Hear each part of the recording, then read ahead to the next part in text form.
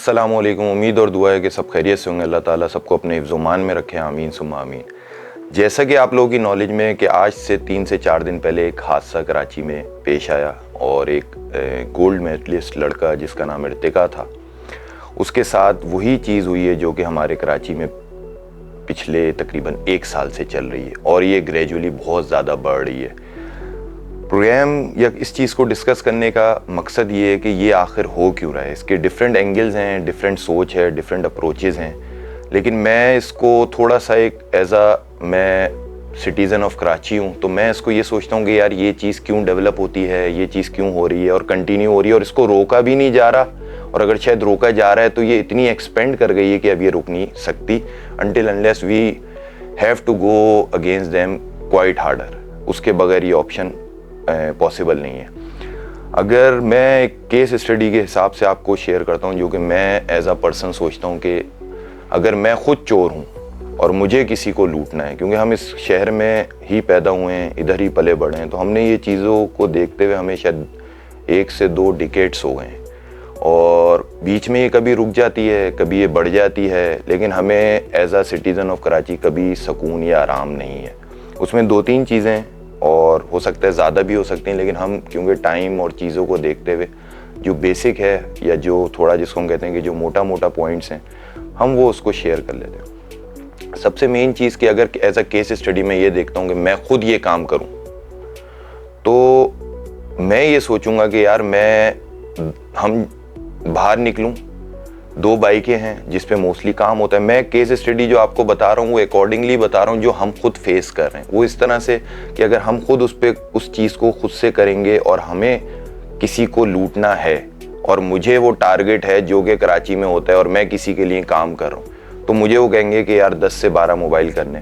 तो अगर मैं उनके लिए काम कर रहा हूँ तो मैं ये सोचूंगा यार मैं अगर अच्छी परफॉर्मेंस दूंगा तो शायद मेरे पैसे बढ़ जाएंगे, मुझे कोई इनाम मिलेगा।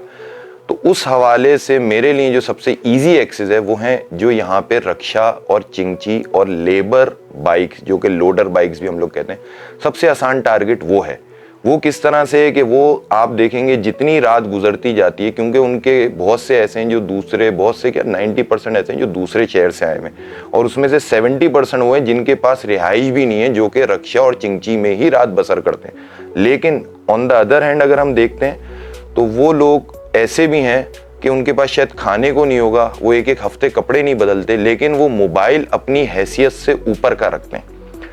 तो अगर मैंने इस केस को जाना है तो मेरा सबसे सॉफ्ट टारगेट ये है कि मैं उनके पास जाऊं रात को, 2-2 4-4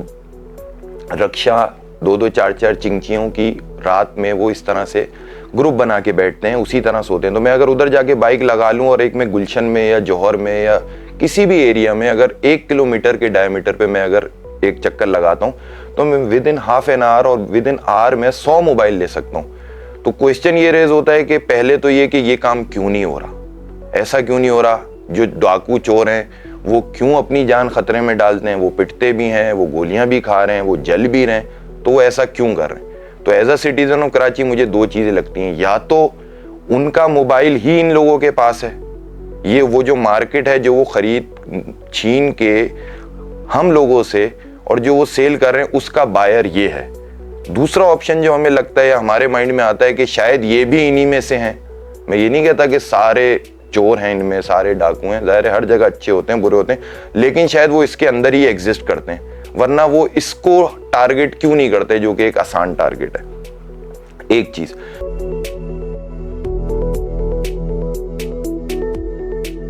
दूसरी चीज जो सबसे अहम है, जो ये हो रहा है जो इस लड़के के साथ हुआ,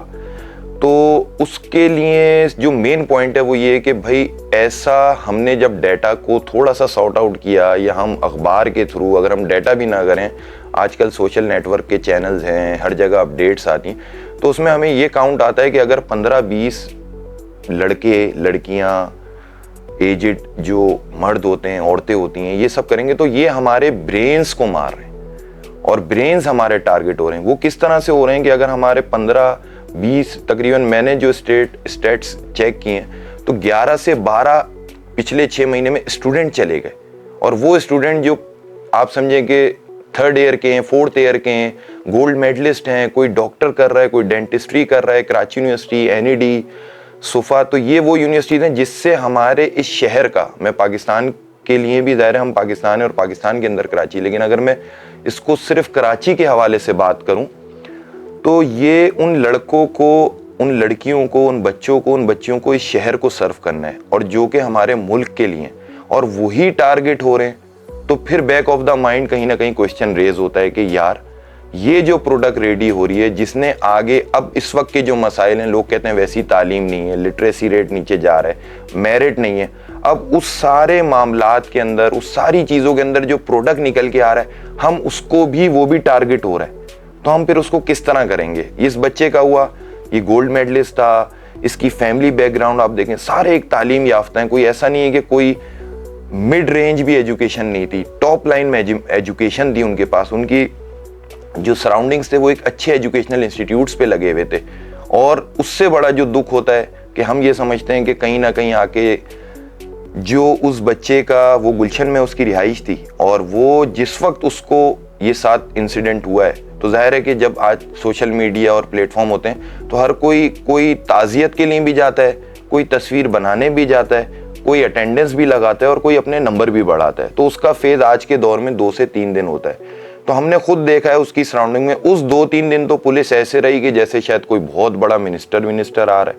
लेकिन जब वो चीज़ उस बच्चे की तदफीन हो गई और 2 से 3 गुजर गए, तो फिर उसके बाद वो पुलिस उस सराउंडिंग में, चाहे वो गुलशन का ब्रिज हो, चाहे वो नीपा हो, चाहे वो मस्कन चौरंगी हो, मैं आपको ये चीज़ बता रहा हूँ क्योंकि वो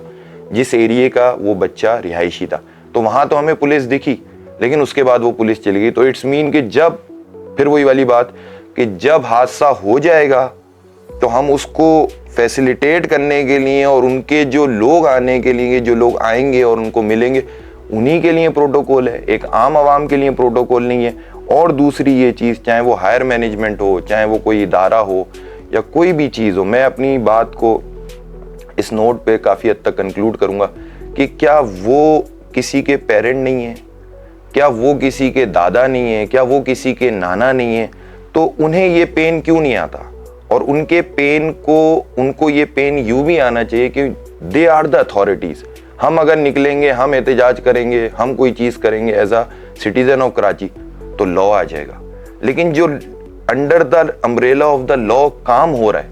तो हम उसको क्यों नहीं रोकते। अथॉरिटी और जो डिसीजन मेकिंग है वो आपकी है, क्या आपको ये नहीं पता। और सबसे एक चीज़ मेन मेरे अभी ये बात करते हुए जहन में है कि कोई भी सिस्टम होता है, अभी बीच में एक लॉ आया, या एक लॉ है या जो भी कहते हैं उसको, सुबह उठ के होता है कि यार एक आओ आज एक सुबह एक बयान दे देते हैं, तो उसकी सूरत में एक बयान हुआ कि यार अगर एरिया में कोई चीज़ होगी तो एसएचओ को मुअत्तल कर दिया जाएगा, उसको जो भी कहते हैं इसकी जो टर्मिनोलॉजी है उसके आगे। तो मैं ये पूछता हूँ कि एक एरिया में सबसे बड़ा क्राइम क्या है। एक एरिया में जो मैं समझता हूँ शायद चोरी हो रही होगी, डकैती हो रही होगी, 10,000 चीज़ हुई, लेकिन सबसे बड़ा क्राइम एक एरिया में यह है कि बंदा ही जान से चला गया। और बंदा चला गया तो मैं पर्सनली, मेरा क्वेश्चन, मेरे से मुराद मैं नहीं हूँ, मैं खुद सिटीजन ऑफ कराची हूँ, तो कराची का आवाम ये सोचता है कि यार एक बंदा ही चला गया, ये आप छोड़ दें वो गोल्ड मेडलिस्ट था, वो कुछ भी था, एक जान चली, तो उसके अगेंस्ट उस थाने को, उसकी अथॉरिटी को क्या पनिशमेंट है, क्या उस पर भी पनिशमेंट नहीं है। तो फिर हमें इसको सोचना चाहिए कि हम किस तरह इसको बेहतर कर सकते हैं और कोशिश करें कि ये ब्रेन्स हैं इनकी हिफाजत करें। पहले ये होता था कि लोग बाहर जाते थे और वही कहते थे कि यार यहाँ से हम यूँ जाते पैसे कमाने, यहाँ जान को ख़तरा है, तालीम पूरी करते थे और बाहर चले जाते थे। अब टाइम वो आ गया है कि पढ़ के बाहर जाना है और पैसे कमाना है, ऐसे माइंड ये बनाया जा रहा है कि भाई पढ़ने भी बाहर चले जाओ, यहाँ पढ़ भी नहीं पाओगे। तो उसके लिए मैं सिर्फ एक लाइन आखिर में कहूँगा कि सिर्फ सांस लेने की इजाज़त है, सिर्फ सांस लेने की इजाज़त है, ये भी हाकिम वक्त की शराफत है। Thank you. Voice of nation की वीडियोस देखने के लिए हमारा चैनल सब्सक्राइब कीजिए और बेल के आइकॉन पर क्लिक कीजिए ताकि आप हमारी तमाम आने वाली वीडियो से बाखबर रह सकें।